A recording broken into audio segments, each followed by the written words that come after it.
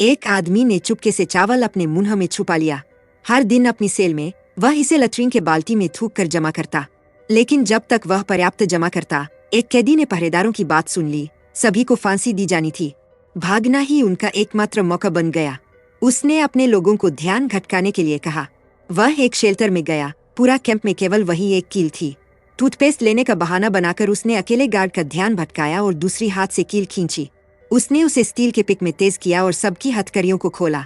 वह चाहा और लैट्रिन की छत में एक छेद किया ताकि आसपास का क्षेत्र देख सके। किसी को न देखकर उन्होंने बांस का फर्श उठाया, नीचे रेंगते हुए आउट ऑफ फेंस को तोड़ा।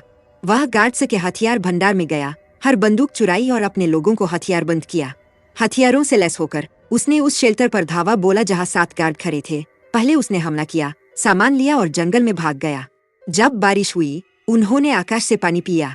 भूख लगने पर उन्होंने छुपा हुआ चावल खाया, लेकिन बारिश इतनी तेज थी कि बाढ़ उन्हें बहा ले गई। उन्होंने एक बोट बनाई और नदी पर सवारी की, लेकिन एक झरने से टकरा गए। केवल इच्छा शक्ति से वे बच गए, लेकिन सभी सामान खो दिया। आधे मृत जैसे वे एक खंडहर गांव में भटकते हुए पहुंचे।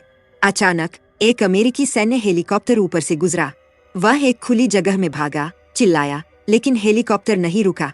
उसने आग लगाई, एक लकड़ी की झोपड़ी को जलाया और हेलीकॉप्टर लौटते ही शोर मचाया। बचाव के बजाय उन्होंने उस पर गोलीबारी की। वह जमीन पर गिरा, गोलियों से बचते हुए। वे गांव से भागे, लेकिन नाराज ग्रामीणों ने उन्हें घेर लिया। उसे फिर भागना पड़ा। अगले दिन सैनिक पास में कैंप कर रहे थे। वे चुपचाप छुप गए। जब सैनिक चले गए, वह वापस गया और उनके छोड़े हुए शकरकंद चुरा लिया। कुछ दिन बाद एक विमान दिखाई दिया। उसने बड़े पत्ते को हाथ में लहराया।